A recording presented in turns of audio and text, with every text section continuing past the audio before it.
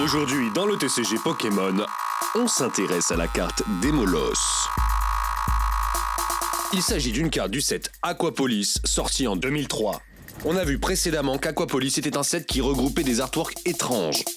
Mais dans le lot, il y en a aussi de très intéressants, voire franchement réussis.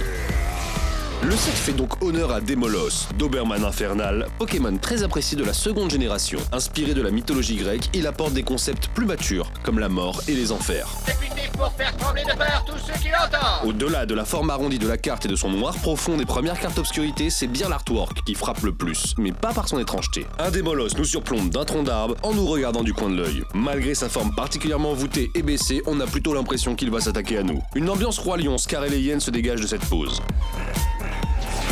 La force de l'artwork réside surtout dans son environnement et ses couleurs. Nous sommes dans un paysage quelque peu désolé, mais ce qui prend toute la place, c'est ce ciel scindé en deux, rouge et bleu, qui donne une sensation que tout brûle autour de notre cerbère. Mais il se trouve qu'avec ces informations, on peut rapprocher le marais Carmin comme lieu de notre carte. Même décor, même couleur, et pourquoi pas y voir une faille spatio-temporelle dans le ciel.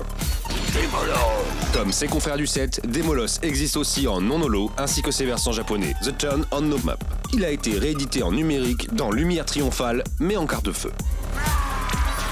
Hajime Kusajima a réalisé ce Démolos. Bien qu'il ait changé de technique de création d'une série à l'autre, on retrouve quand même une patte commune entre ces cartes. Exactement comme Mentali, les moins chers sont vers 35 et peuvent monter très haut pour les mints.